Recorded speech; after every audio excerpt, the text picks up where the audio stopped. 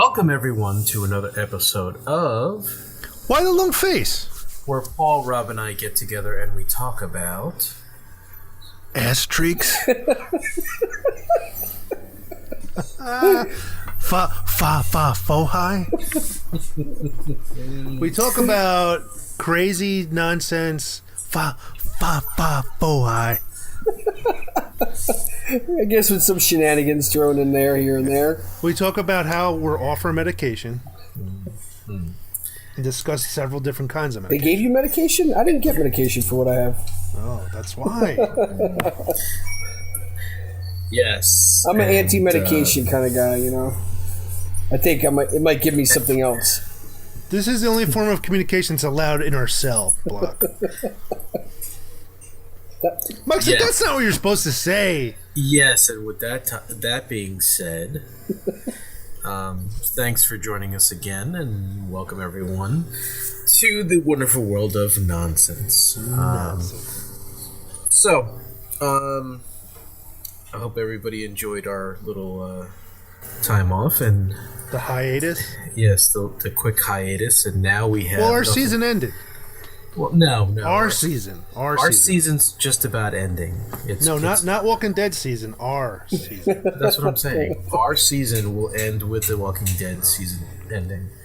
So, this time we're going to do a threefer. So we have 3 episodes to catch up on, which is The King, the Widow, and Rick. No, actually, it's The Big Scary You, The King, the Widow, and Rick, and then Time for After. Well, those sound like good episodes. Yes, they are good episodes. Yes. So, let's start with The Big Scary You. Cue the theme song. And, do you guys remember this episode? I'm probably guessing not. No, I remember. It's where that son of a bitch. What is that guy's name? Negan? No, Eugene? not him. I mean, he's who he is. That old bastard. Gregory? Gregory. That Yes, guy. Yes. That's Rob, this is the only reason why you're here, because you remember people's names and we don't. I'm glad to serve a purpose. faces and situations. Yeah, names. No. Yeah, that's just, unfortunately we can tell you every episode of Beavis and Butthead, but we couldn't tell you every name of any current thing that's going on right now. So, yes, The Big Scary You, Gregory was there, but what else was the big thing? Well, that was taking place right before before they hit the base. It was kind of not like a flashback, but what was else going on? Right, but this is when Negan and This is when the discussion occurs. Right, with Negan and His the leaders of his lieutenants, and he says, I think you're playing both sides, you little fuck rag. Somebody there is. Right, but I'm talking about, this is Gabriel. This is when Negan and Gabriel have their discussion. Their little powwow in the trailer. Right. Which so wait a minute. I thought was great. The Big Scary You is you sure that's it? Yes. Yeah. Well, when is he having his discussion with his... That was the shit and pants thing, and then that came afterward, I believe, the discussion with the rest of them. So The Big Scary You is right after that? Yeah. So he gets in his meeting right after he gets into the... Right, because they think they're not sure if he's alive in the meeting, if you remember, and then they... Right. Yeah, they're having a meeting about... Okay, they're having the meeting first. Right. And then it goes back into the original meeting that he had with Gregory and all of that happy horse shit. Yeah. Right. So wait a minute. Let's step back a minute. So the part where they're doing the flashback, of the meeting right before they walked out the door to talk to Rick, that's not this one, because the reason they're fighting their way back is because Rick had all the zombies come in. So where are we? I'm confused. Well, now. You got to understand these 3 episodes are actually flashbacks in themselves. So correct. The Big Scary You is when it starts with the lieutenant's talking about what's going on. They don't know what to do, and then they go into where Gabriel and Negan are talking to each other. They start talking about the workers are restless and all that, and then they go into the trailer with the two of them, and Gabriel gives him that, nice little dry poke in his ass where he says, "I think I'm here to take your confession." Right. Which I thought was great, man. 'Cause that was a little bit creepy. It was, and even Negan said, "You are creepy as hell." He said, "That's why they left your creepy little ass." He left your creepy little ass, and then you try to save him. Yeah, but I mean, if you remember, the episode is Gabriel's trying to get Negan to open up to him. So as he's trying to get Negan to open up to him, Negan's like, I'm not confessing to you. Why would I confess to you? So then Gabriel says, "All right, well, I'll start." And that's when he tells him about his congregation and that he locked them out. Yeah, how he locked his congregation. Basically, how he's a spineless bastard. But then he wants something from Negan too. Right, and that's how he started, and then that's when Negan confessed about his wife and all his first wife. He was not able to kill her, or he was able to kill her. No, he wasn't. No. He pretty much told him he's fucking around on her that he loved his wife, but that he screwed around on her, and he regretted all of that. And she was sick at the time. And he also said that he led children. Right.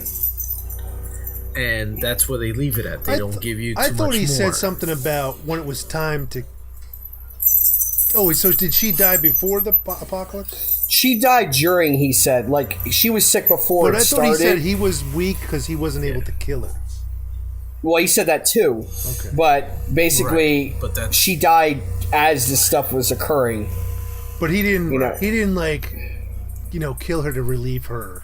No, situation. He couldn't take her out of her misery. Basically, that's kind of like what Morgan went through. If you remember, like in the one of the first episodes, or the first episode, where he couldn't shoot her either, and then ultimately she came back and took what was his name, Dwayne, his son.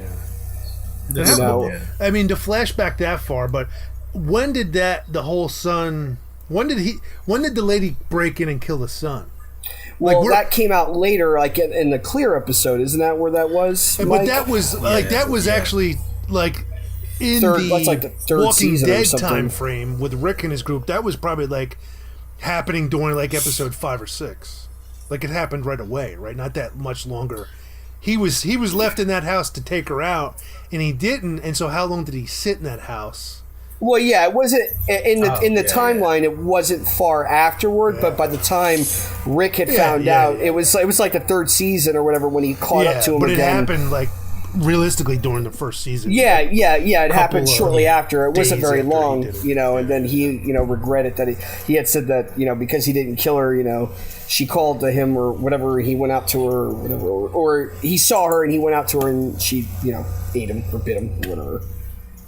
I think she turned him, right? Yeah. So ultimately, he always had regret. Did he kill them too? I don't think they said whether or not he killed his wife and him. Yeah. I think he probably had to, and that's probably why he was all fucked up the way that he was.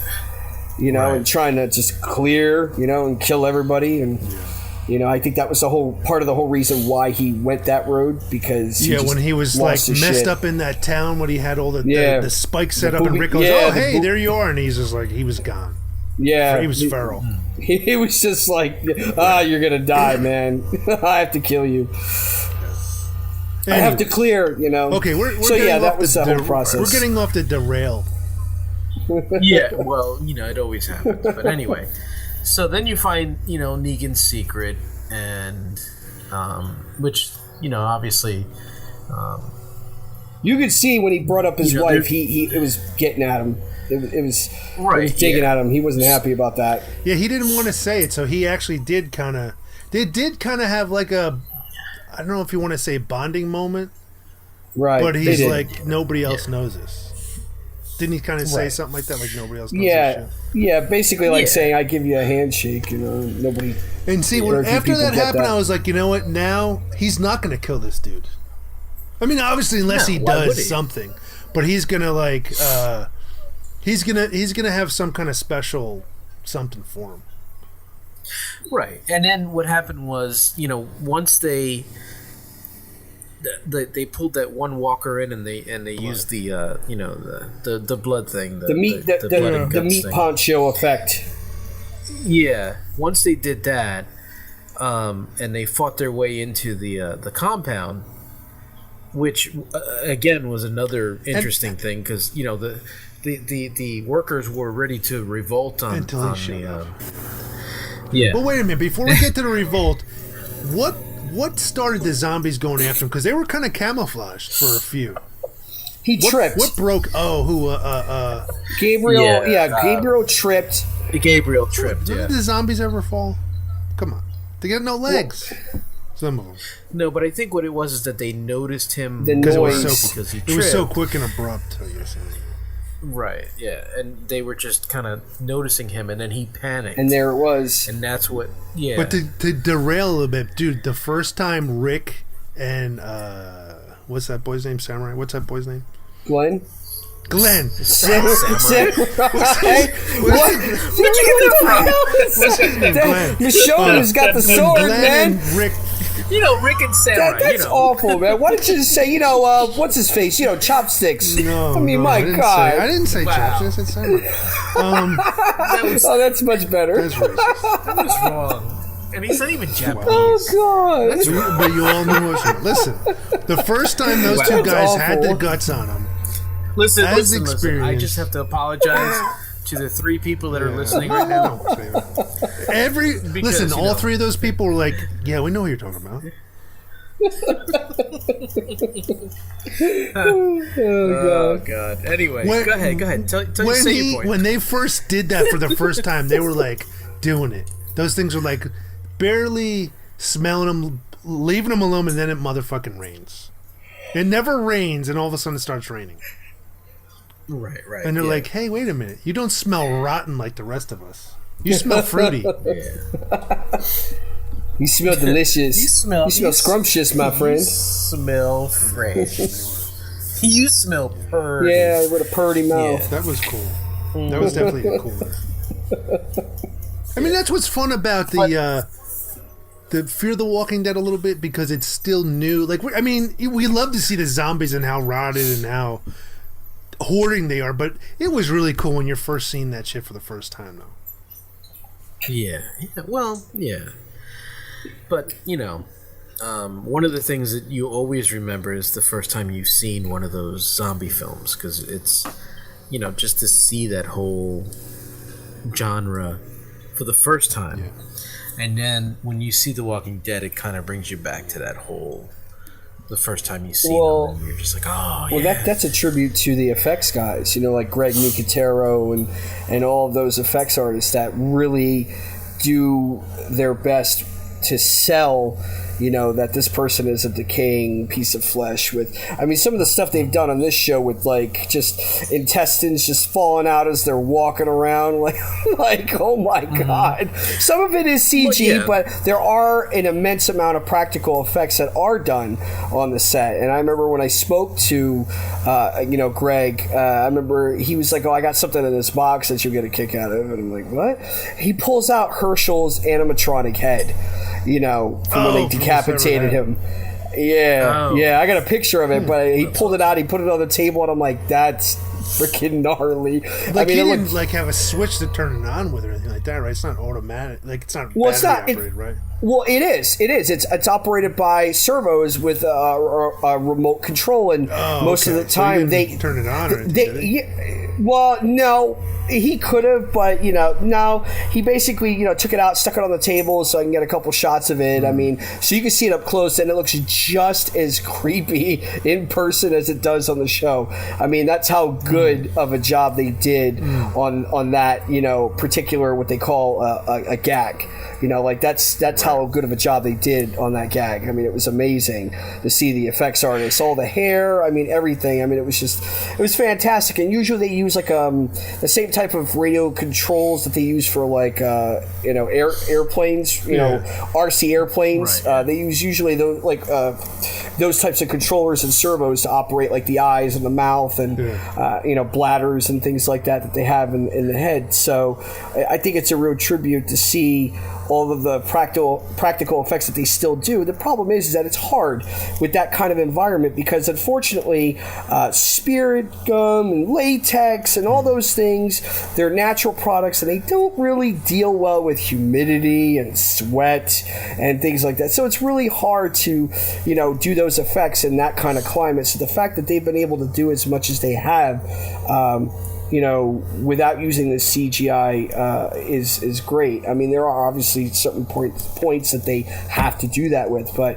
I think their effects team is fantastic. I mean, what they've done with some of those guys, like the first episode, you remember the girl in the park? She was half a torso crawling around on the grass. That was the scariest one, dude. That is the scariest one. That was just brutal. Yeah. I was looking at that going, oh man. I mean, and she did a fantastic. The actress who did an amazing job. But the makeup effects really sold that. I mean, she really looked the part.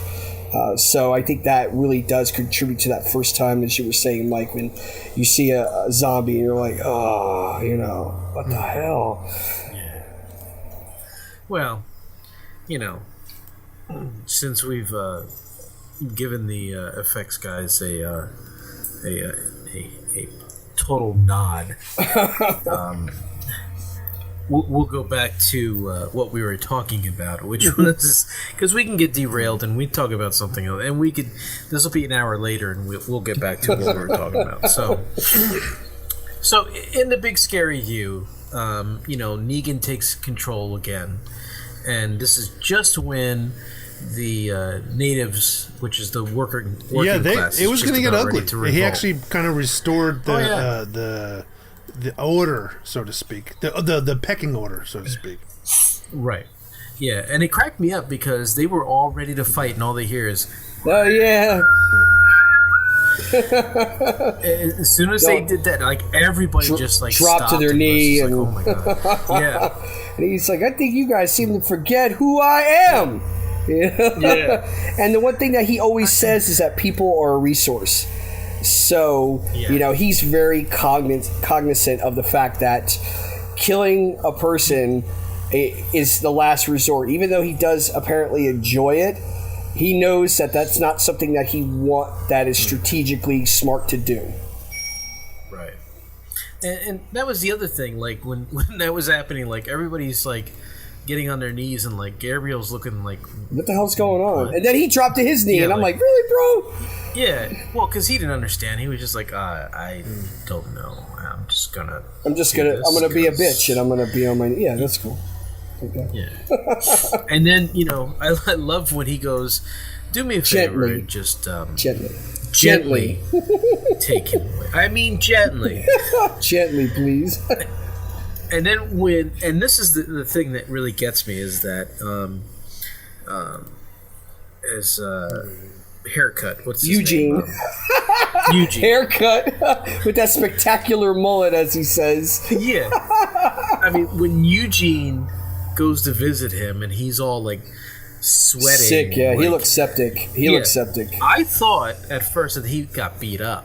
No, I knew by the way he looked and what they did an accurate representation. Like he looks septic, and in my field, because obviously, I work in the medical field.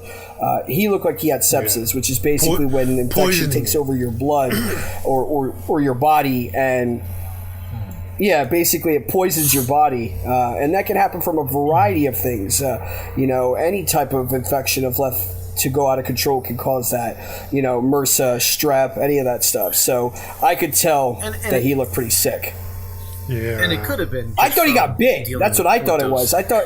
Well, yeah. At first, you're thinking that. I thought he was bit, and nobody saw that, and then now it's getting to him. That's what I initially thought. Man. But I think it could have been from dealing with those intestines. He had them wrapped around. Yeah, and That type of infection, though, you're not going to really catch just from touching it unless he had an open wound that blood got into. Then that's a different story. But as long as his skin was intact, that's what I'm saying. There's really no reason why he should catch if he's already from that dead stuff. for a while, is it just like a infectious, like a contagion? Always doesn't it eventually just it's rotting away? Doesn't necessarily mean it's diseased, right? Well, that's along the same line as you remember Bob and the whole tainted meat bit, where it's like you wonder, like, well, if you eat that stuff, is it gonna affect you still?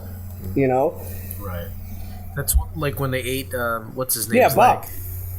Yeah. So I said he's like tainted meat. Yeah.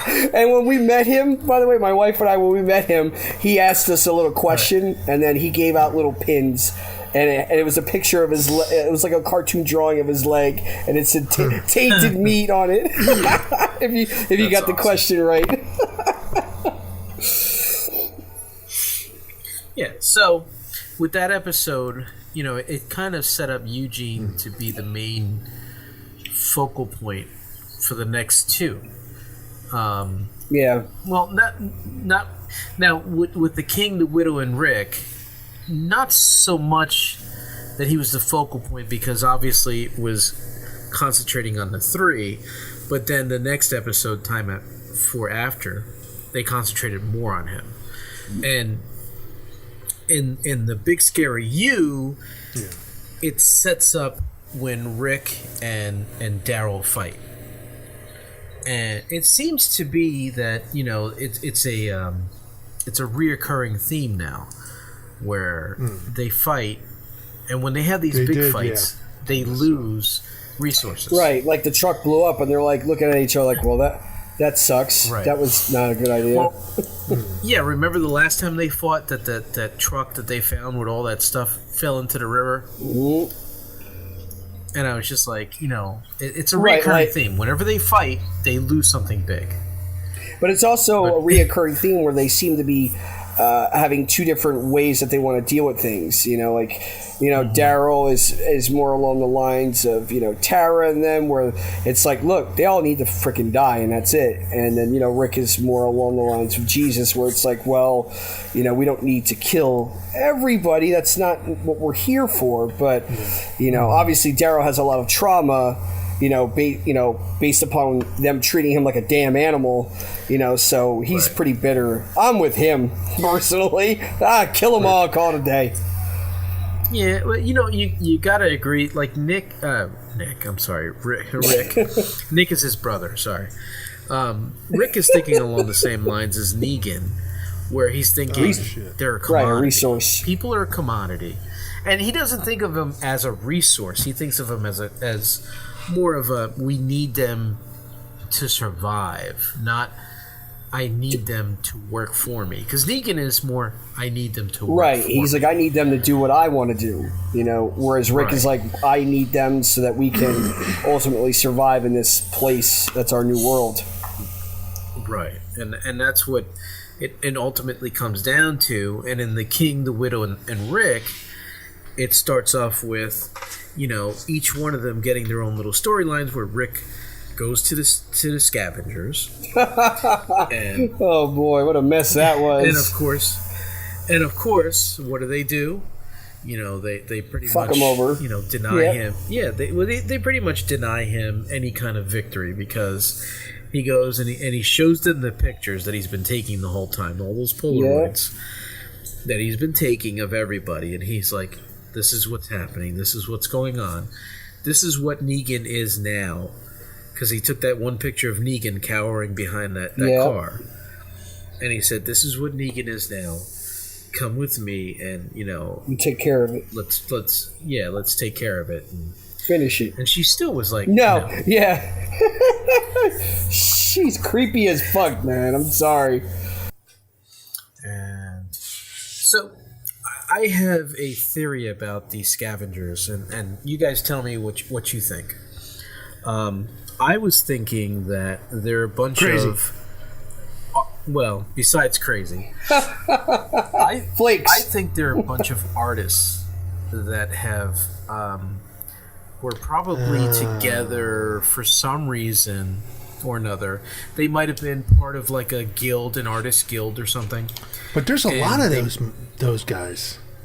Well, I think the main core group, like the ones that are doing the sculptures and stuff like that, I think that they were part of like some kind of art thing, like some, kind of people that are just into art, and then, or it could have even been from an art school, from all we know, and, they kind of banded together, and now they're, kind of together because of that. I think they're a bunch of hoarders, and they're like, hey, this is exactly what we live for. All this stuff. I got everything I've ever wanted. Well, yeah, there's something weird about them, because their dialect is a little odd, so it almost feels like it might be some kind of religious cult, like those like groups that kind of live off by themselves or something like that. Yeah, but even if that was the case, they wouldn't be into the technology and into the like the art style that they're doing, because they would control people a little bit more, and that's not what they're doing. I guess I don't know if we'll ever. I mean, are they in the comic? No. I'm wondering where. Yeah, I wonder if we're ever going to learn, because I mean, we're not talking about the latest episode, right? Yet. Wait! These scavengers are in the comic at all? That's how the show and the comic are different. There's different curveballs in there. It's the general story, but they say, "Hey, we're going to build upon it and put other things." Well, yeah, because you have artistic freedom, and again, when you're translating from comic to film or television, not everything is as practical as you would like it to be. Kind of like the costumes. It's like, Wolverine with the yellow spandex.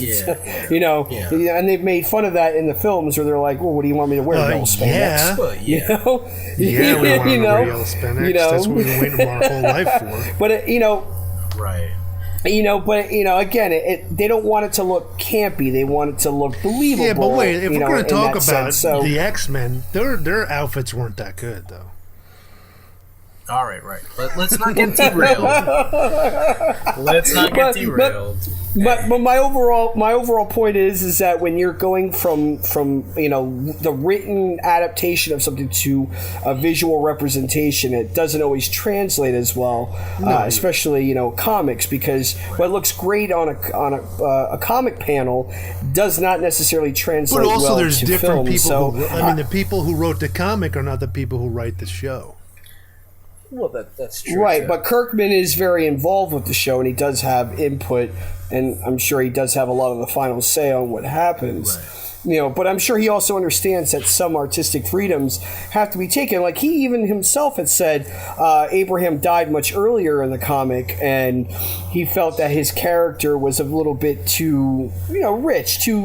There was more to him in the show. He didn't feel that he gave him a proper death in the comics, so he wanted him to hang in there a little longer, and that's why he waited until the whole realistically, Negan sometimes took him out. Either the comic book writers are better writers, and realistically, or sometimes the TV show writers are better writers. As we see in a lot of the movies and shows, you're like, wow, this is great, or oh my god, what are they doing? Right, and at the same time, as an artist, Mike will probably tell you that, I don't know if you're involved with any kind of art at all, Paul, but basically, as an artist, when you draw or paint or sculpt or whatever it is that you do, you improve as you go along, and you may look at a sculpture or a drawing that you did even a couple months ago, or a year or two ago, and go, God, what was I doing there? Or you may say, oh, this isn't as bad as I thought it was. Yeah, sometimes there's that too. That does happen as well. Because sometimes you're really hard on yourself, and sometimes you're like, what, that's not that bad. But at the same token, sometimes when you write a comic book, you may say, what, I don't really, why did I do that? You know what? Now I can change it, because now we have a separate story, and now I have the ability to fix that. The comics are written month to month. There's a lot of writing going on. I mean, the shows are too, but there's not a team of writers. There's one guy. Usually. And there's an editor that kind of throws his 2 cents in. So you can get those kind of hacked. You know what I mean? Like kind of like just spit something out for this week to tie this together, real simple. Or right, just to fill the gap. Where are they going? Right. The main guy's doing something. They have a sit-in guy doing something. Now, Mike? Do you know? Have they ever had like different artists and different writers on that comic, or it's always been the main guys?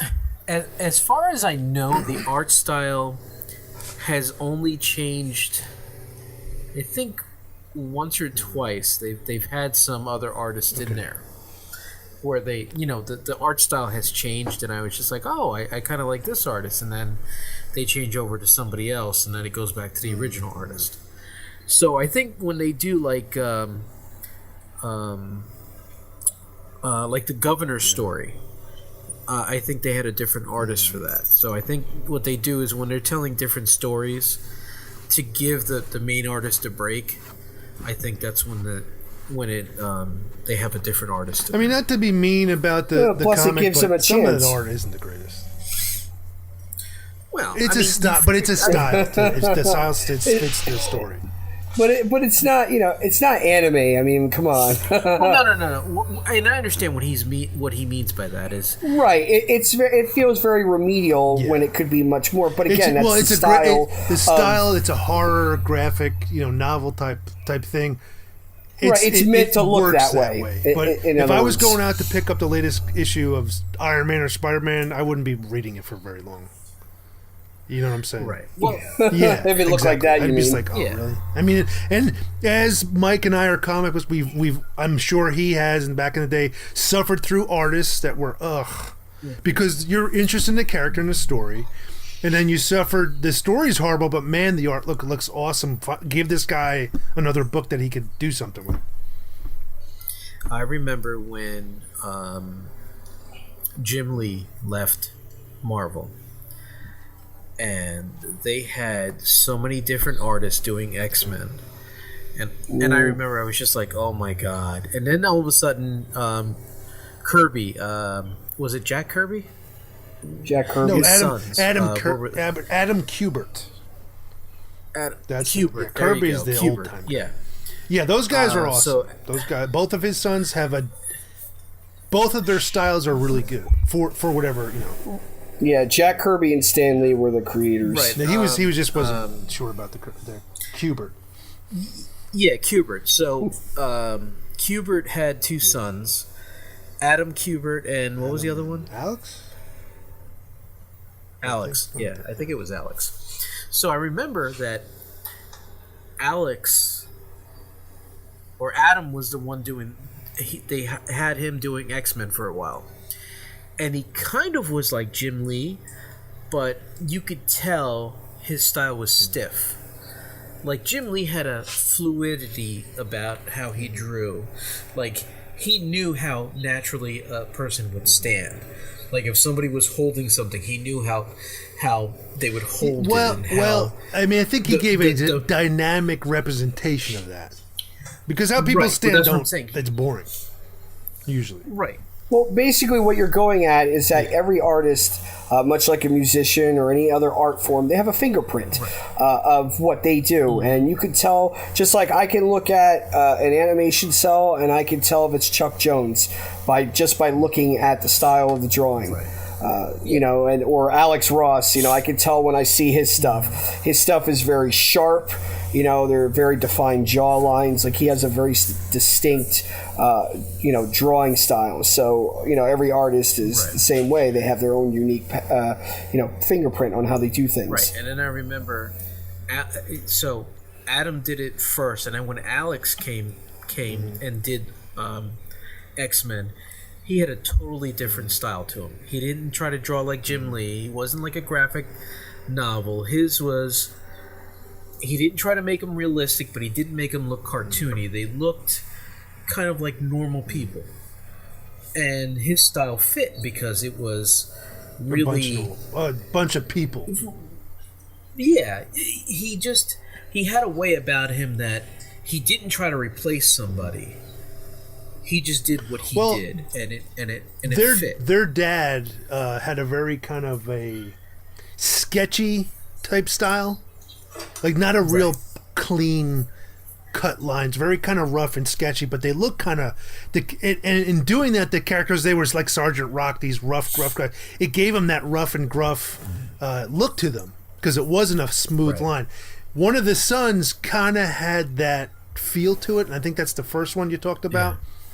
Yeah. And when he drew, the one son did Ghost Rider when Ghost Rider was separated from. That's Alex, I think, has that. When Ghost Rider was a separate entity than what's his name, Johnny Blaze, and Johnny Blaze was this rugged looking biker liking dude. So the skull with the fire and the biker, it worked for that style because it was rough. So I mean, like all of them, it's funny is the guys at work, sometimes younger guys, they like comics, but they're they've only been into them for a few years.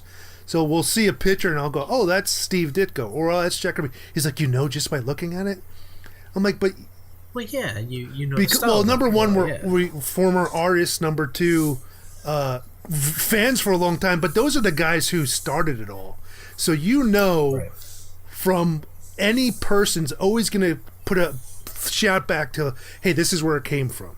And that's where a lot of, us being, in our 40s, that's where the first time we saw these characters, a lot of them, that's what you see. That's what the standard was. Right. And I don't think wasn't until like the late 80s, 90s when, or actually, maybe the 80s when they started to branch off and say, hey, not everybody has to look the same. You can have different styles and stuff like that. Exactly. As we digress. Yes. So, back to the king, the widow, and Rick. So after he gets captured by the scavengers, then they concentrate on the king, Ezekiel, and how Carol had to give him a verbal slapdown. Well, you know what? This episode, I have something to talk about. What went on there, but finish your little thing, and then it'll tie back to one of our previous episodes. Okay. And yet I smile. Not necessarily that, but go ahead. So she had to, she went to go visit him, and it was funny because Jerry's out at the door, and Jerry's like, he's not seeing anybody, and she's like, "You're gonna stop me?" And he's like, and I wanted him to say, like, "Dude, really?" Well, he was like, I'm not. Dude. He told me to leave. I'm not even. He doesn't even want me here. But where else can I go? Basically.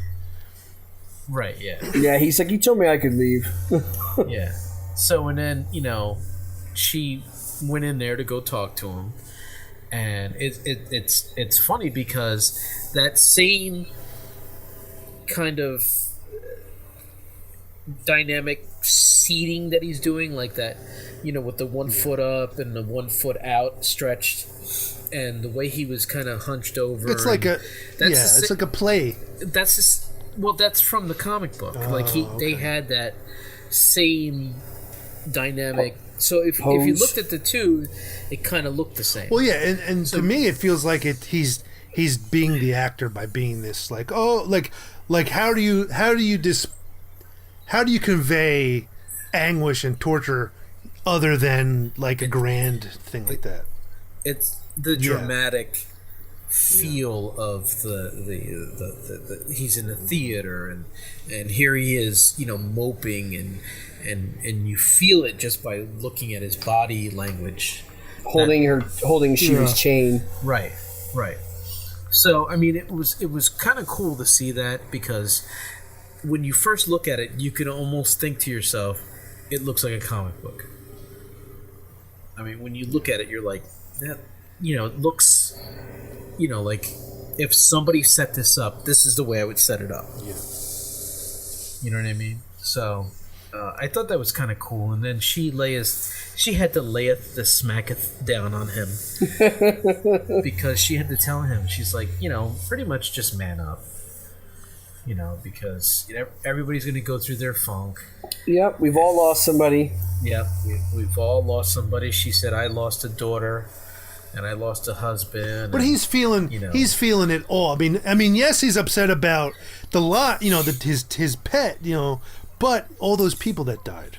That's what he's like. They believed in me, And at first it's like, hey, we're gonna do this. My bravado is enough to get us through, but then reality smacked him down like, oh shit. Right. And, well, in his defense, you don't expect to go out and find a 50 cal mowing you down. Yeah, I mean that's true. I mean they just thought they were going to be fighting. But then again, that's his inability. That's his cross to bear. Well, no, he didn't know to expect that. He doesn't go out and do that. No, but still, that's his cross to bear as a leader. No, I know, but I'm saying it's like he couldn't have prepared for that because he doesn't know. No, and nobody would be prepared for that. But that's the whole point of that's the whole point of Carol's conversation. Right. Because Carol is like, look, you're a leader whether you like it or not, and this or at least is part play of that. the role that they need you to play. Right. Right. But either way, this is a part of that role, whether you like it or not. So you have to deal. Yeah. This is the world that we live in. We can't sit there and cower because you lost somebody. She's like, I tried to hide too.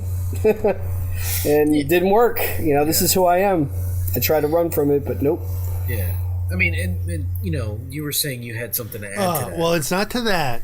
It's to how badly Michonne messed up in that episode, dude.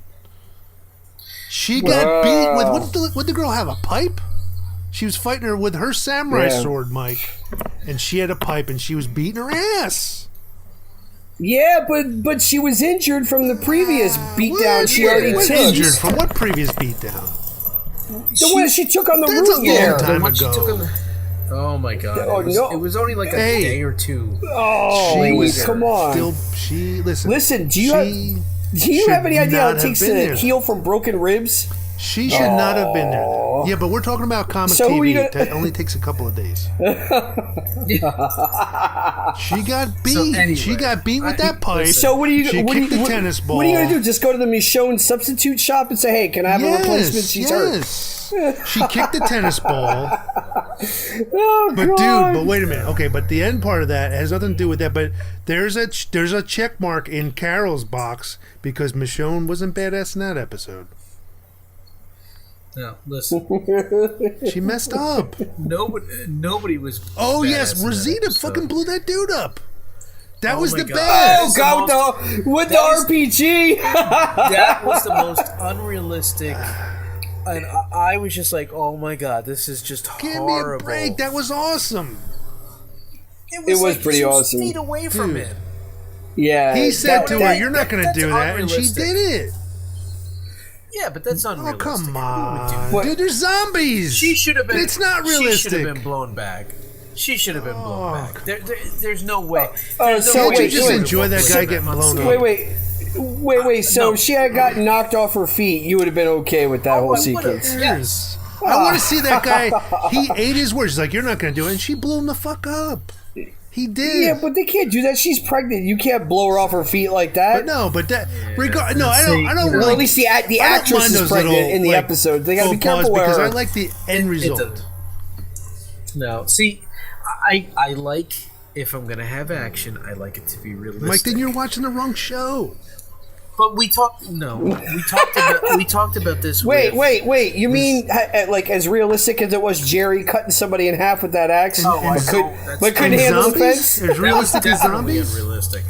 Yes, because that does happen in real life. I mean, that was cool.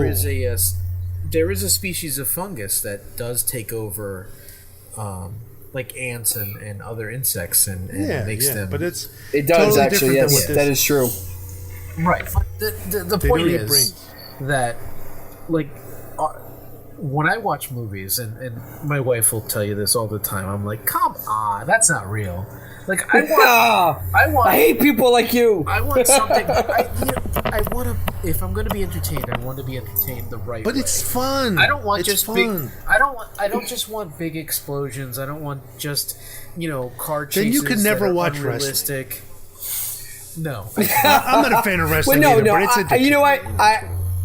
I totally understand what you're saying though. Like, I want to be entertained, but you don't want to be taken out of the entertainment by going, come on, but that wasn't for real? Cool. You didn't think that was cool. I thought it was great. But yes, I agree with him.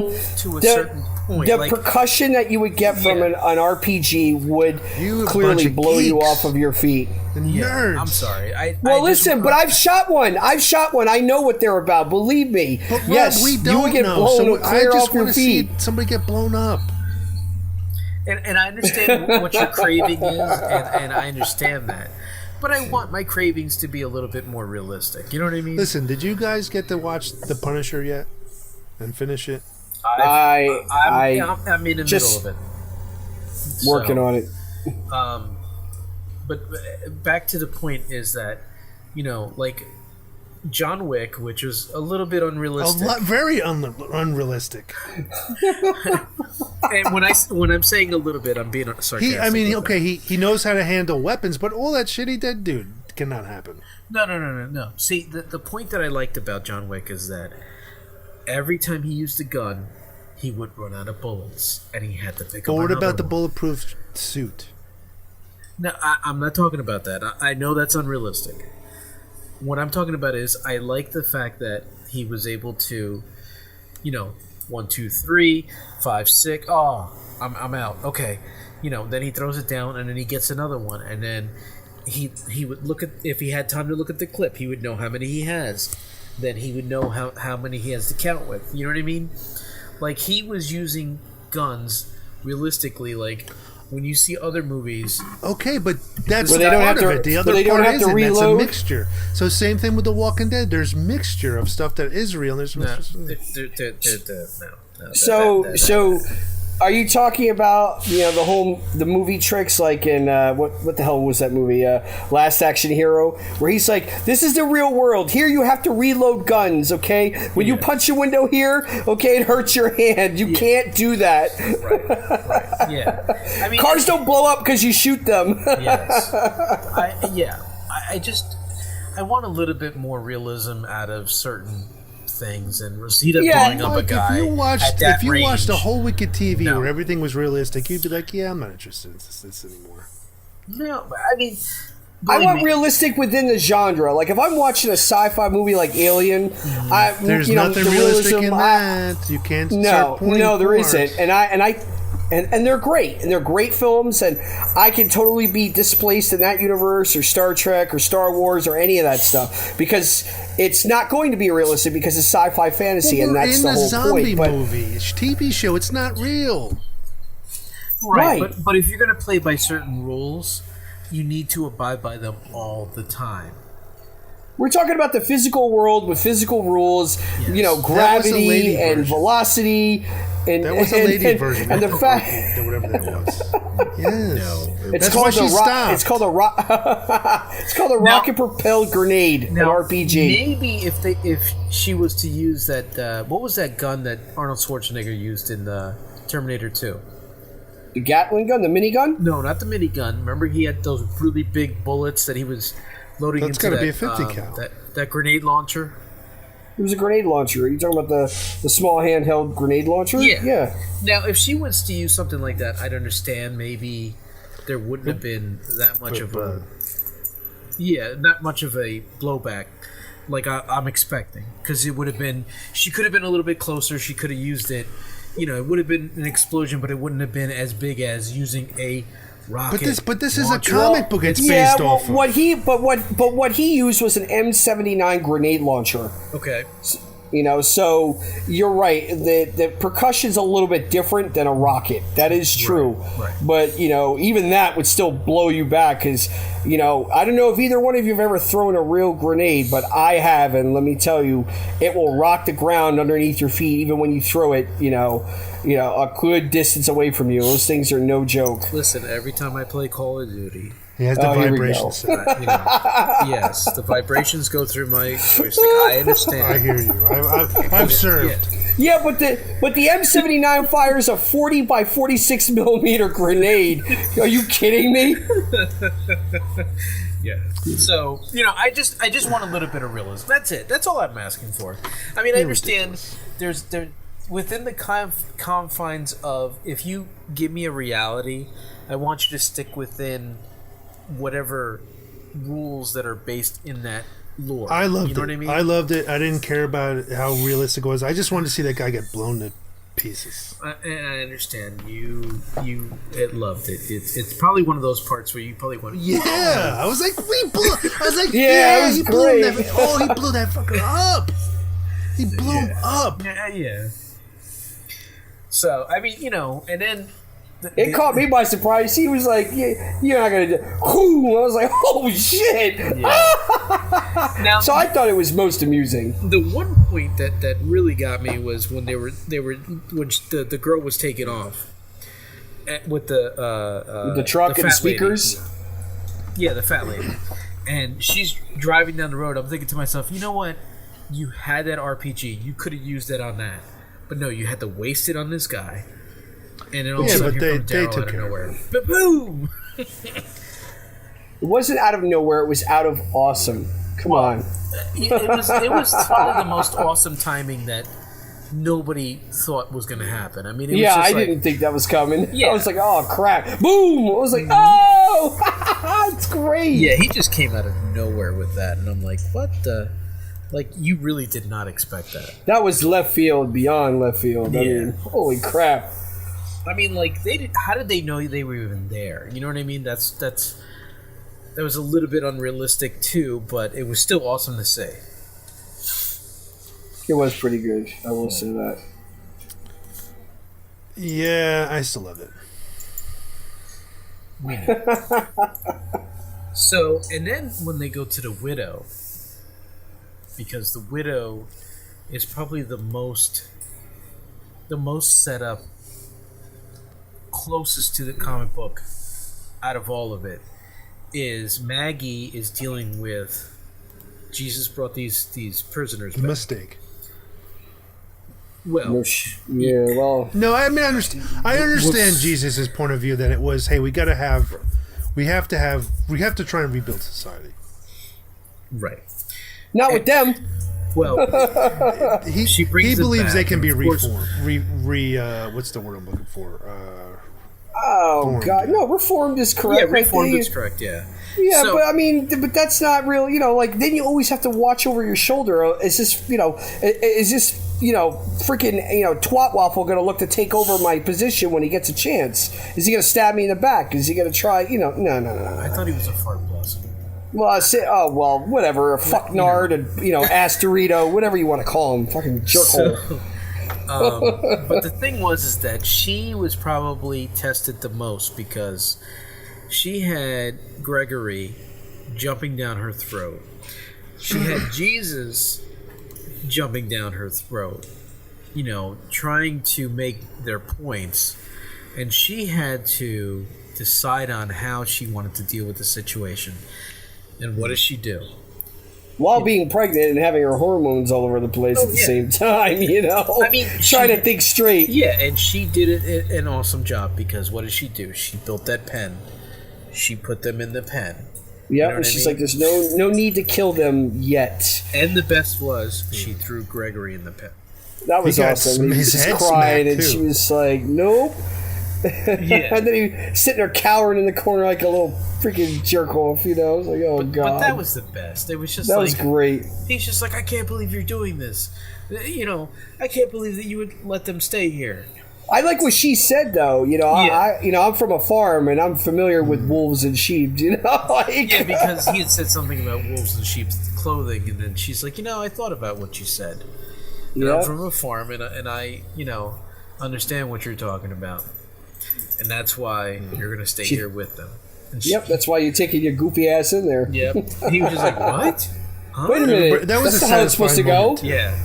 But It was. And then he had that tone like, but I'm too delicate. You can't leave me in here.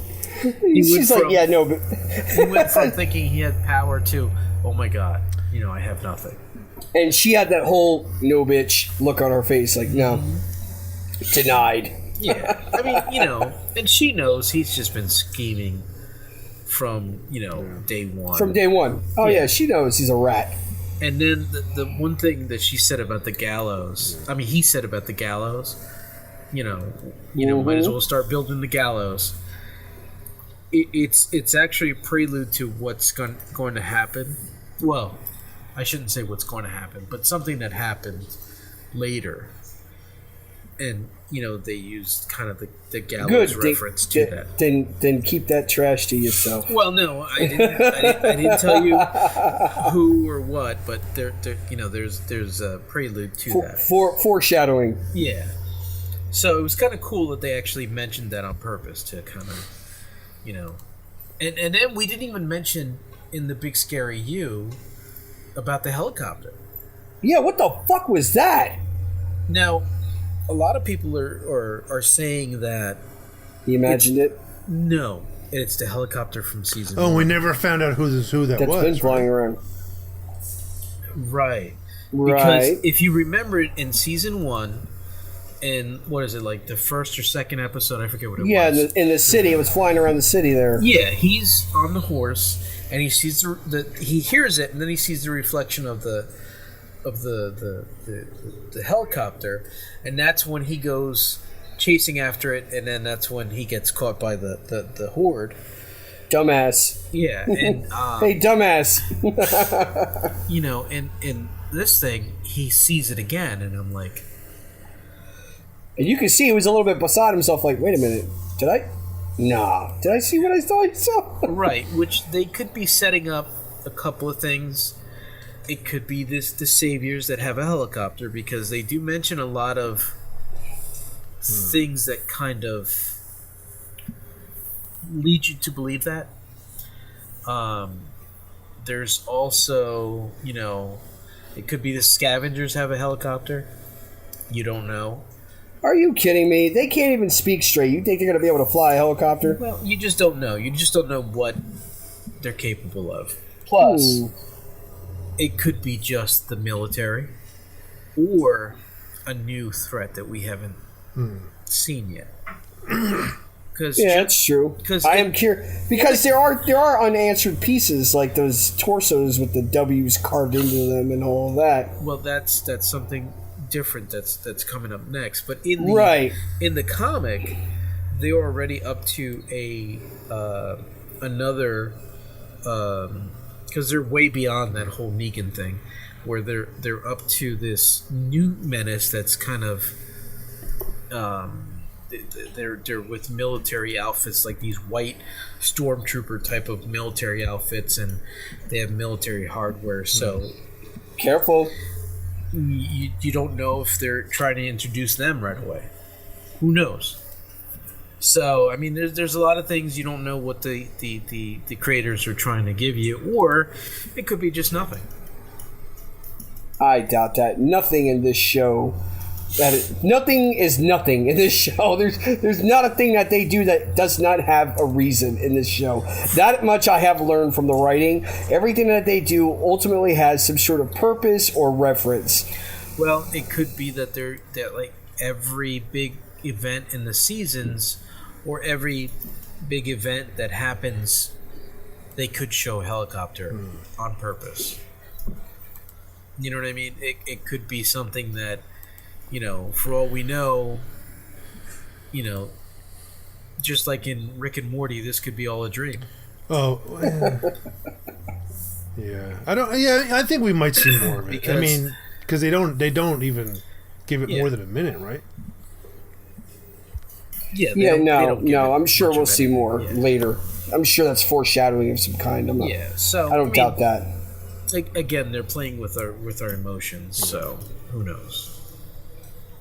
And then, it brings us to Time for After, which is just the episode that just passed, which is Rick's captured, and he's dealing with the scavengers. He was sitting in the hot box, which really bugs me. But naked with bullet holes in it. Well, which really annoys me, because he's sitting. When she opens it up, when they open it up, and she's sitting there with that old-fashioned, Polaroid camera with the flashbulb that pops out. Well, it's not a Polaroid camera. It's a regular. It's an actual. Camera. Yeah, it's an actual camera. Actually, it's not. Right. It looks like a Polaroid, but it's very similar to a Graflex. Right, and she's taking the pictures, and the other guy's sketching, That's what led me to believe that they're probably artists, because she said she wants to sculpt a sculpture of him. Well, that was after they made a deal, and she's like, a fourth, and he's like, and sculpt you, and he's like, no. Well, no, first she's like, I want half. She said, no sculpting. Half, fourth, okay, a fourth, and then I want to sculpt you without those. Naked. Without those, and he's like, no. Get the fuck out of here, No sculpting. A fourth and no sculpting, and she's like, fine. And then when she had to fight that lovely walker with the helmet on. Yeah, I mean, but that was cool because he took control of that situation immediately. He did, and I'm like, this is what happens when you. Because I was just like, none of those guys there, nobody at that camp could best Rick. Mm-mm. I was like, this is what you get for messing with Rick. And yeah, you're also talking about a police officer, who's trained to deal with that kind of nonsense. Past his police officer training. He's had to be. Oh, I'm sure he has, but you also got to remember that. Right, but at the same time, that stuff never leaves you, and you're trained that way. And he used it to his advantage. Is my point. Obviously, he's progressed well beyond that. I agree with you. He ripped that head off and was using that as a weapon. That was awesome. Yeah, then put it next to her face. he took advantage of that whole situation, which was really cool. And then, she was just like, I have no choice. I have to give in. And then, after all that happens, then they concentrate on Eugene. Yeah, this episode was really kind of confusing to me because he was so tortured over what he should do, right? Should he help himself or should he help his former teammates, former traveling companions? It was just like, why is he so agonized over it? Before we go into that, I will say whoever wrote his dialogue for these episodes was awesome, fantastic. I just had a good time listening to him ramble his crap right off. And he does have like a certain dialect, it's way of speaking. It just rolls right off of his tongue, almost computer-like.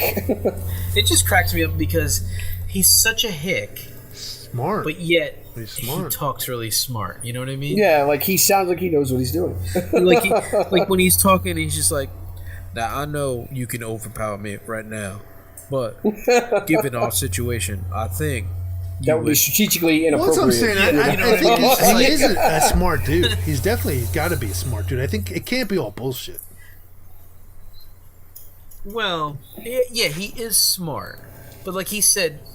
That when they first discovered that he was lying full of shit. Yeah, he did say, "Listen, I'm just somebody who knows how to read, and I've read a lot and can retain knowledge." That's a scholar. Is basically what that is. Well, yeah. I mean, he may have a photographic. He may have a photographic memory. We don't know. They never really said. Right, If he does, he could read whatever a survival book or whatever, and maintain some of that knowledge. His main weakness is he's a coward. If he wasn't, he'd be pretty badass because he does know some shit. Even he's not what he said he was from the beginning, but I think he knows enough that he could bullshit his way through situations. I think that's one of his main problems, though. Like you said, Paul, I think because he's a spineless nerdbag, and because he does not have a set of balls, I think that's why he is where he is. Because it's easier for him to cower and to take whatever side is most advantageous to him, as opposed to standing up for a cause that he believes in. And right now, he wants to be Negan because over there he matters. He's somebody. He has a place. He's not just some hick over there. You can't 100% blame him for that. No, you can't. And for people that are weak, that's what they do. They just want to go wherever faction is going to help their position the most. It's all about him. It's always been that way. Do I ultimately think that he's going to do something in the end before he buys it? Well, here's the deal: Eugene that we have now and the Eugene in the comic book are totally different. Because in the comic book, he kind of snaps just like he did when he saw the workers getting bitten. But when he does that, it's for the side of Rick, and that's how he helps Rick out. Here, he snaps, and he's like all about Negan. So it's kind of weird how they change the role, and they still, and they give him a little bit of guts, but it's in the wrong it's towards direction. saving himself. I'm sure there's a reason. Yeah, but for I that. still think Right. he's going to do something. I would like to think that before he decides to go out, that ultimately he will make a sacrifice for himself and for the better of the group. I'm sure he'll die for it, but you know what? It'll be the one time that he finally makes a decision, and has a set of nuts on him that don't belong to somebody else. Yeah, I mean, yeah. But there's, putting a bite on your Johnson. Putting the bite down on your Johnson. I apologize for that. But yeah, it's weird because you don't know where they're going with him because, again, he's a big part in the comic, but here he's kind of such a small character. But for certain things, I mean, he could fucking make bullets. Well, that's what I'm saying. Like, he, in the comic book, was making bullets, but that's how they were using him for, Rick. You know what I mean? They were doing it for the cause, yeah. What we would call the good guys. You know what I mean? And that's what is kind of weird. And now he's offering his service to Negan. Hey, I'll make those bullets for you, so that way you can win. You know what I mean? But it's like, dude, Abraham was your friend. That really destroyed you. And here you are, going with the guy who beat him to death. Yeah. Are you kidding me? It's weird. And then this whole, Rosita and Michonne and what's her name? The other girl. The other girl. Tara? Who? Tara and Daryl. I mean, they just screwed up everything that Rick did. I mean, it's just, stick with the plan. Stick with the plan. Yeah, My and God. I mean, even Michonne and Rosita, they had the idea right. They were like, you know what, we can't do this. They were just like, we just got to trust in Rick. But them setting those zombies in there is a pretty good idea. But it is, but at the same time, now, right, because now they're not trapped in there. Because now they're not trapped in there, and we don't know if any of them are going to escape out a window or whatever. Right. What if Negan gets away? Right now, they're trapped in there. It's a bottleneck. They can't go anywhere. But once you smash those doors open, what if one of them is able to get to that truck and then drive the truck out of there? Right. The point is that they were at a strategic advantage, and they were stuck. They were cut off. They were cut off from their supplies, and they couldn't do anything or go anywhere. And it was only a matter of time. Yeah, but the point was, Rick was trying to get them to trust him. So what would happen is the people inside would see, hey, he hasn't hurt us. He's only here for Negan, and they would offer up Negan for surrender. And then Rick and the gang would just clear out those zombies, and nobody would have to die. In this scenario, there's a whole bunch of people that died because of Daryl feeling the way he did. Yeah, I mean, and I think that's supposed to be our internal conflict. Is those two guys? Hey, these are the two heroes basically, and they're not seeing eye to eye. Yeah, I mean, again, Daryl's a made-up character, and Daryl, they can write him any way they want to, but I've never felt that he was somebody who was, and you always thought that he had Rick's back. Yeah. That's the way he is. I don't feel it was that way. I just think he knew that he was safe with the group. He's cool with the group. He knows how the group Dude, he works. went That's after why that was girl with the that group. got kidnapped. He's got Right. Rick's back. I mean, yeah, they fought each other, but when that happens, when it was going to blow up, they both got each other out of the way. Yeah, but remember, chokeholds are illegal. Yeah, they are. Yeah, they are. Yeah, they are. You gotta say it in that gruff little, I just downed a bottle of Jack and smoked 3 cigarettes. Yeah, they are, Yeah, they are. And then drive off on your bike. Now remember, that was a throwback to season 1 when his brother, or was it Daryl? I think it was Daryl, was trying to go after Rick, and then they put him in a chokehold, and then he was just like that was what's his name? The guy who's playing Punisher now, Shane. Yeah, it was Shane put him in a chokehold. And he's like, chokeholds are illegal. He said that. And then he, turned it around and used it on Rick. And that's why he said, "Yeah, I know. Yeah, I know. Yeah, I know." Drove off on his bike. Yeah, I still think he's got his back. It's It's just a rough spot they're going through. Well, it's hard because, he's got a lot going on. Because remember, he's got a lot of trauma associated with what happened between him and Negan, and they fed him dog food. I mean, come on. Yeah, they all want it to be over, I think. So they're making choices based on that. Believe me, I want this to be over. Oh, really? Hey, I'm ready to move on. Listen, it's dragging. You got to admit it is dragging. I just want to see Negan get his ass I whooped. thought it was That's what I want to see by now.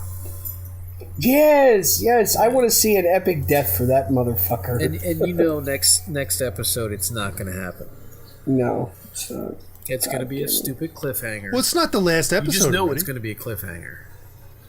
No, it's the mid-season finale. Oh, then so it's yeah, 90 but minutes. maybe the end. Maybe So- the end of the season will be over.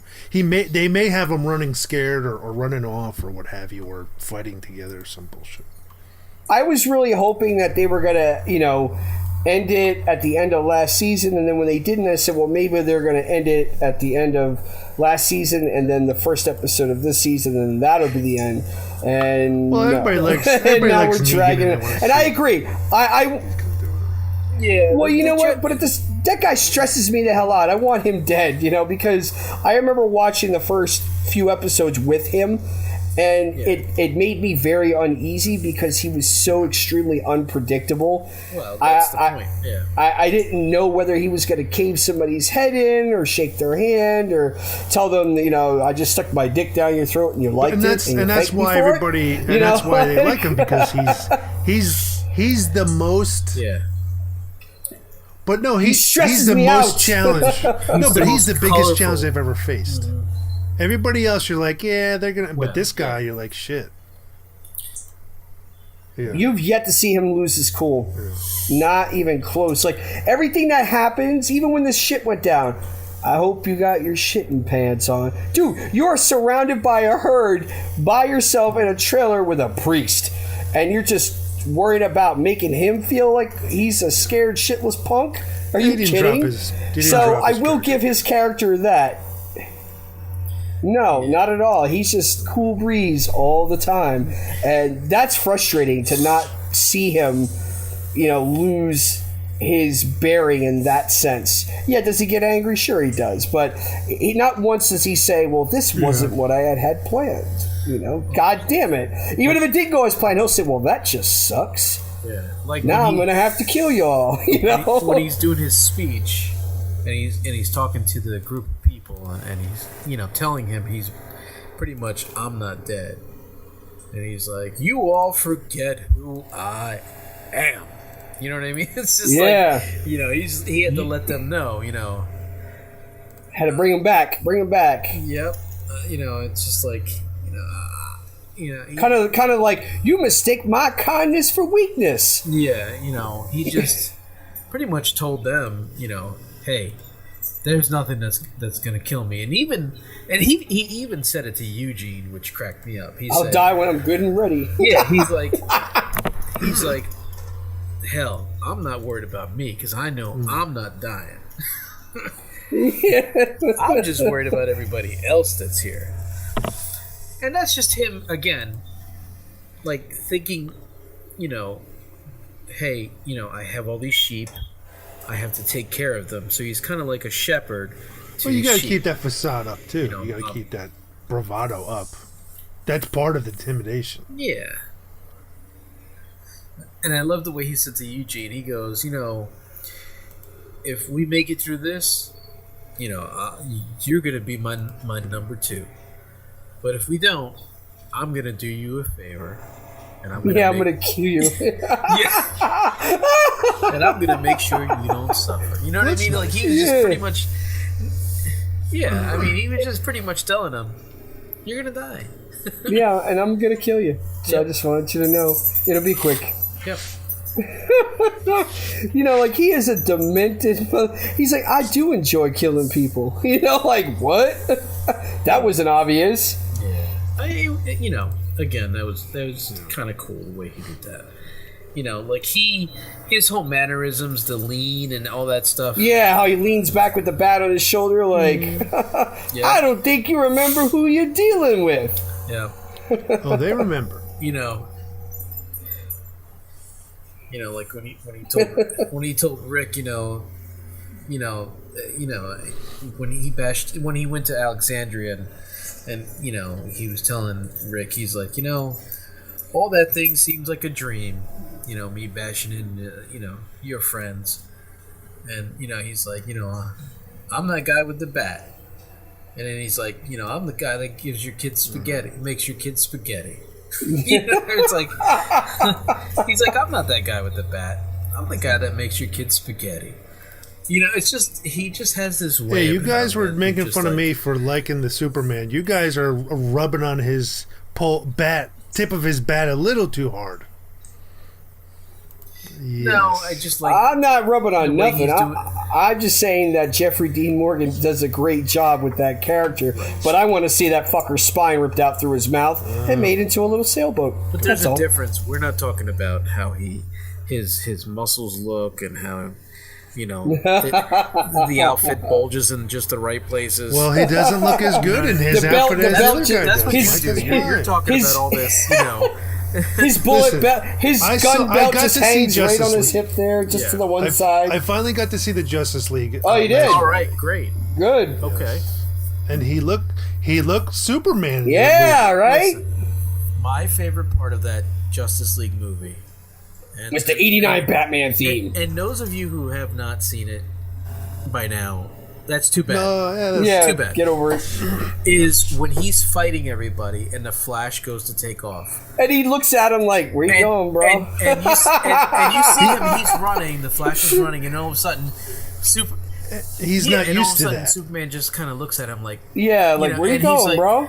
And it threw him off kilter. He was just like, "Oh my god, what was that?" Yeah, the look on his face, because he's not used to somebody being in that same time zone. He had that look on his face, like, "Oh shit, he sees me." Yeah, I can't. He sees me, and Superman's looking at him like, everything is like still, like everything is not moving, like nothing is moving except them two. Yeah, and then Superman just looks at him like, "Yeah, okay." Like, bro, are you? Yeah, he's looking at him like, are you really trying this right now? Yeah. Okay. Yeah, but when Wonder Woman, first of all, Wonder Woman's first scene. Oh my god, awesome, I did not know she could move like that. I had no idea. Yeah. Well, she's in the comic? Almost the equivalent of Superman. Really? I didn't know she could move that fast. I didn't realize that. Yeah.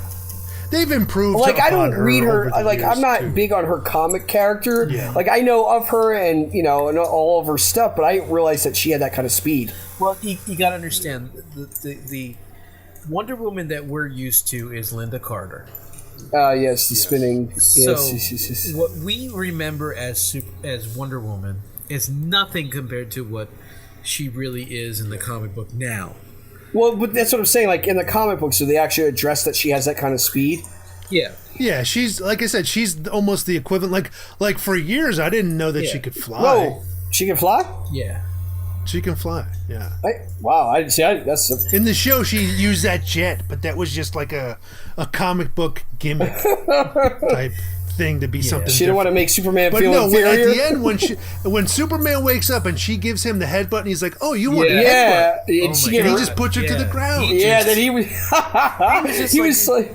That just goes to show you how. I mean, he is on a different power level. Yeah, he was like, "Oh, you want to play this game? Okay." Boom! And then Batman's like, "Oh yeah." Put her into the ground, like 6 feet. Like, holy shit. Yeah. That opening scene though with them two, with that whole fight with them, that was cool. Me and my wife looked at each other like, that right there, that's fucking Superman. Like that's what he can do. Yeah. Now, I'm not going to say anything about Henry Cavill's performance, but I will say he was much more palatable for me in this one as Superman. Yeah. But he looked powerful, and that's what he came off. Ooh, man. He manhandled. I mean, it was kind of funny. Like his first jaunt into, okay, I'm going to join you guys. Oh wait, I hear civilians. Yeah. So that's kind of a Superman-y type of thing to do. Like, hey, you guys are going to have to deal with him because I will say that I do like that they did brighten his costume a little bit. It's not as bright as I would prefer, but they did give it like a metallic.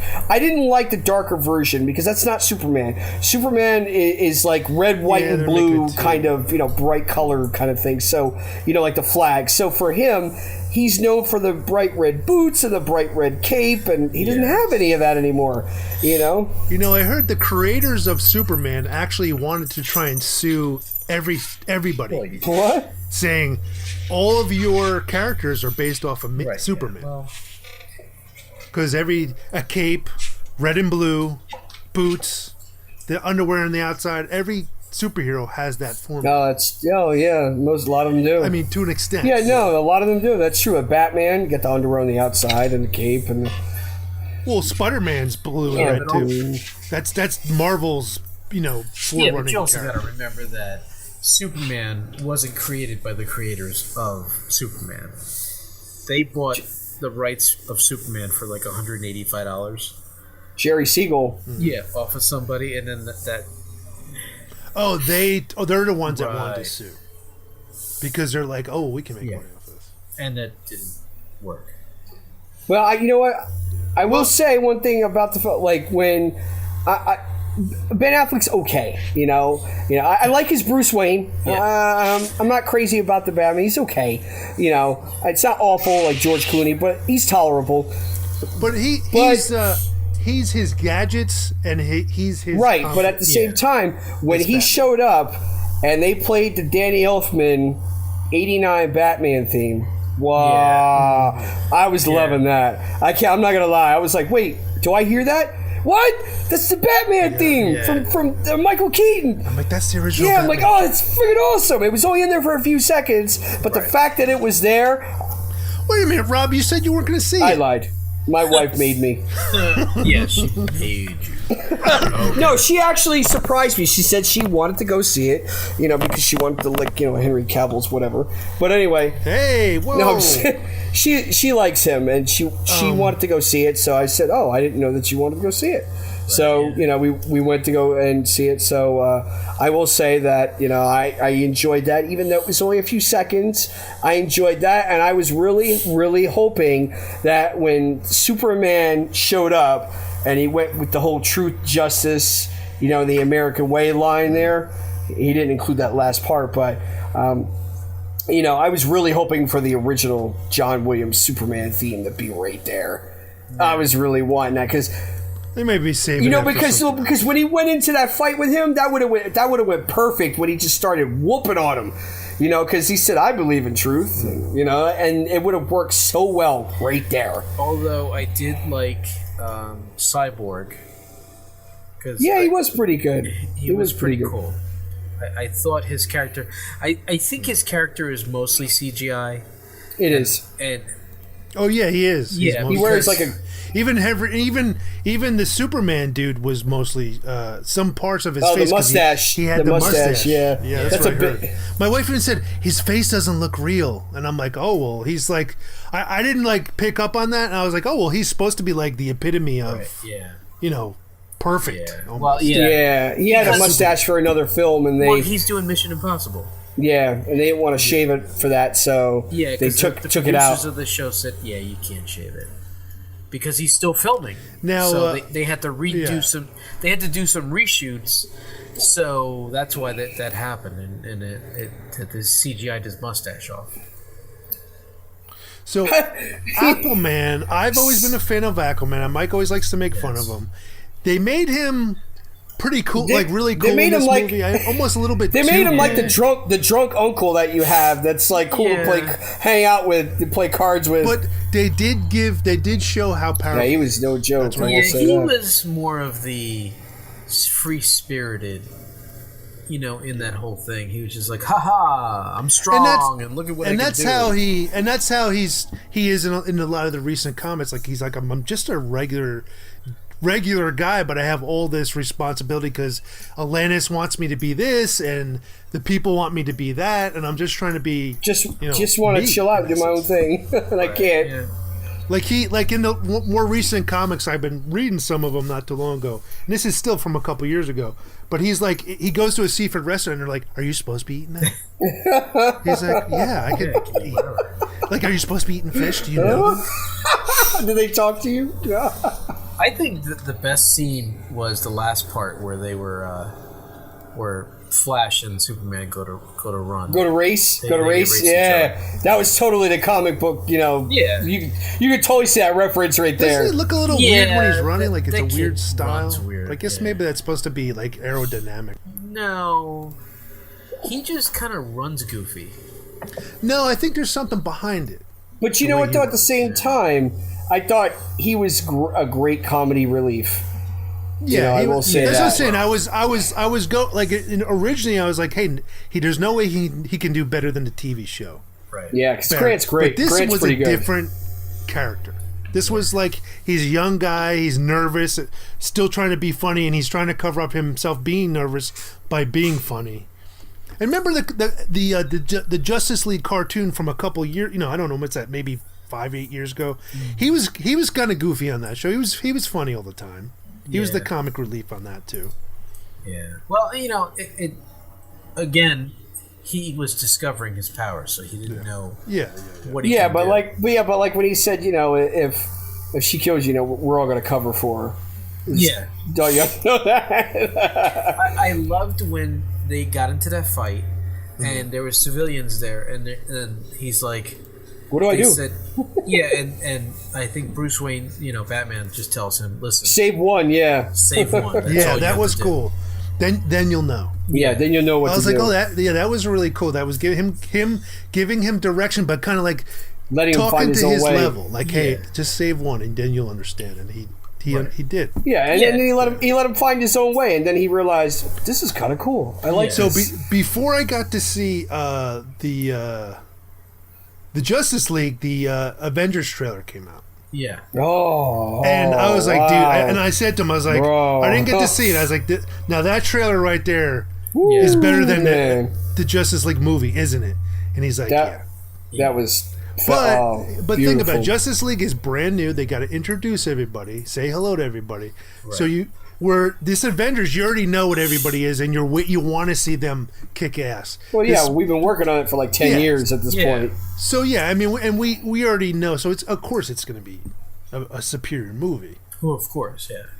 The problem is DC has been struggling for so many years to make good film. movies. Yeah. They just don't. And they've just been plagued by bad writers, bad directors. And they just awful. Finally, Wonder Woman was their shining star. Yeah, that was their shining star. One. That was their. And that was Patty Jenkins. That was their Spider-Man. Right. Exactly. You know what I mean? Exactly. If that movie didn't do good, I don't think even Justice League would have been as good. That film was basically their catalyst. Yeah. So hopefully they'll be able to keep the momentum. Because Batman versus Superman, for all intents and purposes, it sucked. Yeah, I'm not. You know what I mean? It didn't work. It didn't do what it was supposed to do. And well, I liked it because it got you to introduce how the two entities, Batman and Superman, get to see each other, and they introduce one. I liked it for what it was supposed to do. They just didn't. I just didn't think they had a good story. No, they didn't. And the only part that I liked was you could have thrown away an hour and a half of that movie, and you would have just had when they started fighting. What's his name? What's his name that kills Superman? Doomsday. But that was a bad Doomsday too. Well, oh God, yeah, nothing like the comic. Yeah, no. The fight scenes were awesome. I mean, I loved when Wonder Woman is fighting him and he does something and knocks her back like 10 feet, and she has this shield up and she puts it down and she has this smile on her face, like this is great. Like she has missed fighting because it's been years, and she's like, this is giving her, fulfillment, and then she goes back into the fray and starts fighting again. You know what I mean? Yeah. So I mean, it was that whole fight scene was great, and then they kill off Superman right away. It's just like, come on. Yeah. In what the guy at work had said, he had been reading on it, is the original guy. They had the one director and they kicked him off and took another guy, took his place. Right, the original director actually had Superman kind of bad for a little while. Had him in a black outfit, and he was when I saw pictures of that, I was wondering where they came from. Yeah. That makes sense now. Because the guys at work, when they'd explain to me, like, oh, Superman's evil when he first wakes up. And then I was like, he's not evil. He's just, like, confused. Like, what the hell is going on? Yeah. There's these super entities. I'm going to respond to them in kind. I mean, they're going to come after me. I'm going to, go after them. Well, that's like what happened with the original Superman. Don't you remember that? Richard Donner had made the original Superman and then made them as two movies, basically. And then he got halfway through, I think it was the second film, and then, the Sulkinds, fired him. And then they brought in somebody else to finish it. And then they completely changed the second movie for what it was. And it was okay. But have you ever seen the Richard Donner cut of Superman 2? I don't think so. You've never seen that? Let me just tell you, it is a completely different movie. There is stuff in there that you're like, oh, well, that makes sense now. That Superman's 2 is with the three other right with the three guys, right. That is actually, they made it kind of too funny. But that's the thing. The actual cut, the Richard Donner version that they basically finished the way that he had intended it to be. Nothing like that movie. Completely different. It makes complete sense. And it really does tie into the first film and why you see them in the beginning of the first film. Like, it all fits together and it makes complete sense. I could not believe it. I watched it. I'm like, what am I looking at here? And I'm like, and then it goes into, he was talking to his father and he's like, you can't imagine what it felt like to save all those people. He goes, it felt good, right? He goes, oh my God. Like, there's so much more to his character that you miss out on in the theatrical cut. You're talking about Christopher Reeve? Right, that one. I don't remember him talking to his dad, yeah. Well, he does. I mean, then again, I haven't seen that movie in a long time. Well, he does in the Fortress of Solitude. If you remember, he's got the crystals, and anytime that not the Earth Father, his father Jor-El. So he's talking. That's what I mean. He's talking to him in the Fortress of Solitude. He's like, you can't imagine what it was like. What that was like to be able to say that. He goes, it made you feel good. It went into like why he does what he does and why he's going to continue to do it. Like, it gave so much more depth to the story. What's his name? Who was the father? Because he was somebody Marlon Brando. Yeah, and I think they had a very long speech. Him telling they had to cut it because it was too long or something. Right. So they restore all of that. And it makes complete sense, and it's a completely different movie than what we know as Superman 2. And you're like, holy shit, like, wow, what a huge difference. So removing a director in the middle of a film like that, it's God, man. Sometimes that literally changes the entire course of the film. It could be for the better. Sometimes it is, and sometimes it's not.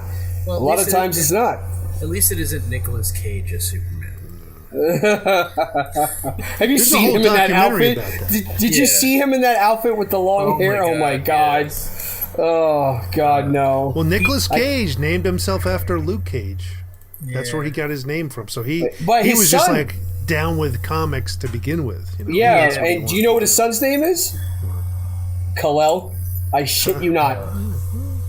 I shit you not. His son's name is Kal-El. But the thing that's cool about people that are passionate about something, a lot of times they're going to kind of give it justice and somebody might not. Yeah. But then again, I don't know that Nicolas Cage, because he tried to do that with Ghost Rider. It didn't work. He tried to like take it and make it his own. Like the second movie had awesome effects. Yeah, but the story was bad. It didn't work. The story was bad, but he looked awesome. I mean, Ghost Rider looked awesome. He did. The no story doubt. was bad. Like when he did that laugh thing, it was just like, come on. It was like Nicolas Cage laughing, but as Ghost Rider. Well, he was trying to be like a screaming skeleton. Yeah, like a demon. Yeah. Again, if they had maybe number one a different actor and a different writer. Right. And a different story. A different everything.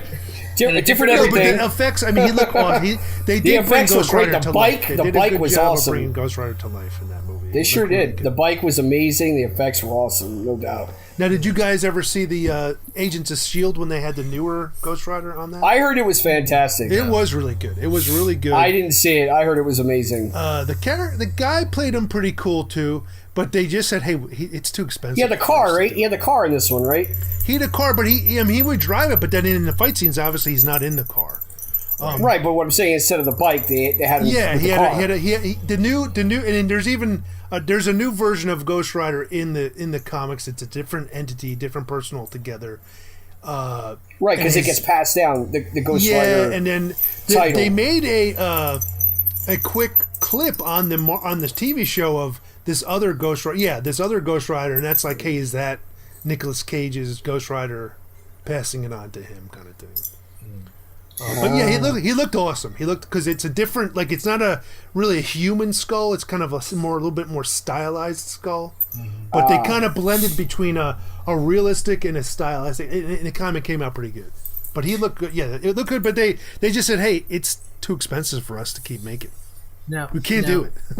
Before we go, we have to talk about. And I don't know if Rob, you've been watching The Flash. Oh yeah. I have, but I'm not caught up. Okay, and I don't know where you're at, but I still have to bring this up. It's okay. I can't believe that they introduced Plastic Man. What? No, that's not Plastic Man. That's not Plastic Man. Are you sure? Because he's doing the same thing as it's the it might be the elongated man. Very similar but different. Oh God. I'm not sure, because the guy's name that they're using, I think, is the elongated man, but his because the Plastic Man was originally a bank robber. He was like a crook, a hood. Yeah, but is this guy? Well, this guy was he was a crooked cop. He was a crooked cop, and then he became a private eye. That storyline coexists more with the elongated man one. So you'd have to look at what his name is and what the character's name is. So I'm not sure which one. I like I said, I think it might be elongated man. Because if you look at the names of the episode, one of them has elongated in the title. Mm-hmm. Yeah, because he I don't know. Yeah. Patrick Eel O'Brien is Plastic Man's alter ego. Mm-hmm. Eel, yeah. So is that his name on the show? I don't know. I don't remember. Yeah. Let's see what his name is on the show. Maybe it is a Flash. I don't know. Is it? No, it says elongated man to join the Flash season 4. Oh, okay. So yeah, like I said, they're very similar characters. They just don't like Plastic Man is more comedy. Elongated Man is similar, and his costume is like a purple gray, kind of like that weird thing he's wearing now. Yeah, that which is really weird looking. But yeah, I mean the guy's name is Ralph. Yeah. But he is. It's weird. Like when you see him, you're just like, hey. Like he's doing some of the stuff as like I didn't get it at first. Like I saw the first episode with him in it, and I'm like, I'm like, he's kind of a meta, and he's got the. And you're gonna just like wash over it. He's not gonna be back, but he's right. He's a recurring character now. Right, and then all of a sudden he's with them all the time, and they can't stand him. Well, he's learning. Yeah. Because I just watched the most recent episode today. I did too, yeah. And he's kind of getting there. Right. Yeah, he learned, like with the little girl, when he went to go visit the little girl in the hospital. Yeah. He's like, "Do you like balloon animals?" And he's just like, "No, let me do this." And he's just like, "Well, he's a little puppy," and he's doing all that stuff. And I'm like, oh, "That's kind of cool of him," He's kind of learning how to be more a good guy. Yeah. And he even said, "Hey, I don't have friends. I'm out of practice." Yeah. But yeah, I think the Flash is getting much better. The TV series. You think it kind of went down a little bit and it's coming back up? Yeah, yeah. I mean, the whole thing with DeVoe. The DeVoe thing is really annoying, but I'm talking about what's his name, Savitar. Oh, that's last. Yeah, the last season with the Savitar. That kind of was annoying. Like, well, it was an interesting idea because it was him. Yeah. It was one of his time remnants that he makes, and like, okay, well, what is it? Is it like him from a certain moment in time? Like, how can he make these? And it just was like, I'm not going back. I want to have my own life. Right. Because it was just like you saw that there was no way out of that loop. Like, it was destined to happen that she was going to die. And there was no way that you could save. What's her name? His now wife. Yeah, now wife. I forget her name. But there was no way that he was going to be able to save her, and then the annoying professor. I forget what his name is. Wells. Who? HG? Yeah, HG. He sacrificed himself to save her.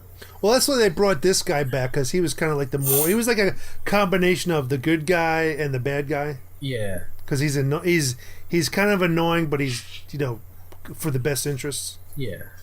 But about the crossover, what I liked about it is you didn't know whose show you were watching. Like, it wasn't like, okay, here's the Flash and it's only his story. Right. It was kind of equally between all four of them. Yeah, because they did that the first time. Oh yeah, they did. Yeah, well, that was kind of a goofy story, though. Remember, it was like the aliens. It was kind of goofy. Yeah, the first crossover was kind of like, But I guess they're like, how can they do it? They got to have something, weird. Right. So then this time around, it was more like a 4-hour movie that they were just kind of combining all the characters into. But what about Captain Cold? Hey. Oh my God. But it was a little too much, right? But it was kind of cool because he's gay in real life. Is he really? Yeah, he's real life. He's gay. I don't know if that's his boyfriend. I don't think so. But in real life, he's gay. There's actually like a thing where he actually almost tried to commit suicide because of it and stuff. That guy that he was kissing. Yeah. That guy is from Being Human, the British version. He was the werewolf. Oh, really? Yeah, okay. he's the werewolf from there. He looked familiar to me, but I didn't know where I seen him from. Yeah. So that's where he's from, and I'm like, wait, what is he doing there? I mean, there was a couple goofy things about, like, he's like, okay, we're going back to Earth. I'm going to stick around for a little while. Yeah. But he's an awesome character. It was kind of upsetting that he left. But then they're bringing him back, but as a good guy. As a gay good guy. A gay good guy, yeah. But he was funny as that though. Snark was a little bit different. It was just like, he's like, let's make a plan. Let's go to execute the plan, and then when we get there, let's throw it out the window because throw out the plan. Yeah, because it's not going to work. And then when he says, "Well, that's what you normally say," he goes, "No, I always make make the plan and then stick with the plan." Yeah, I always stick with the plan. It's just like, what? That's not the Snark we know. Yeah. But he immediately was drawn to what's his name, Rory, the fire guy. Yeah. He was immediately drawn to him. But then again, he goes, "Oh, you were so brave on my planet. You saved all this." Guy goes, "What? I saved some pigs." Yeah. He's like, I was a little annoyed with Supergirl talking about a relationship so much. Like, all right, there's people dying. Yeah. Stop crying over some guy that doesn't. And it's Earth 52, and they did 53 on purpose because it was supposed to be in the whole DC universe. It's 52 universes, and they did the 53 just for this. Well, they said nobody goes there because it's bad. It's because of the Nazis. Yeah, but they didn't seem like they were that powerful. Oh man, I liked when everybody went to go and fight, and then who shows up at the Star Labs? Seemingly the most dangerous character. Yeah, because if Arrow really wants to kill somebody, he's going to kill somebody. Yeah. But I like one of my favorite, this is great scenes was when the Atom, I'm trying to cut her. Yeah. Because I was like, where is all the other people? Yeah. And then when I was going to say Reverse Flash, but when what is his name? Ichabod. Yeah, that's Ichabod. Thorn. Ichabod Thorn or something. Not Ichabod. It's something else. Well, whatever his name is, Ichabod Crane. Eborn or something like that. The Sleepy Hollow there. Yeah. Ebon or Eborn or something. Yeah, Ebon's world. When he shows up and he's just like, yeah, I'm back. And he's like, aren't you dead? And he's just like, well, with the whole timeline thing, yeah, you pretty much brought me back to life. Yeah. Well, he already knew that because remember he had to get him to kill his mother to set things right. Right. Yeah. And then he just kind of released him. Yeah. But he told him, and that was messed up because he's like, I'm gonna keep coming back. I don't know whose face I'm gonna. And Barry's just like, all right, I'll just put up with you again. Yeah. It's still messed up though. But he's a cool character. I mean, out of all his villains, I think he's like one of the better ones. Yeah. But that guy that plays Wells, he's a pretty good actor because if you saw the one where he had all the different the councils of Wells, yeah, and he had all the different characters. I mean, he could play a wide range of characters with no problem. I mean, this is kind of getting off a little bit. I know we're already off, but have you ever watched Supernatural? No. Okay, so there's a show with the two brothers where they fight these creatures. There's this one character on there that's an angel. Okay. And there's been times when he's been possessed by somebody else, and he takes on the mannerisms of that other actor. And he's done a couple of different times, and it's awesome. Oh, really? There's a guy that played Lucifer on there. Okay. And did you watch Lost? No.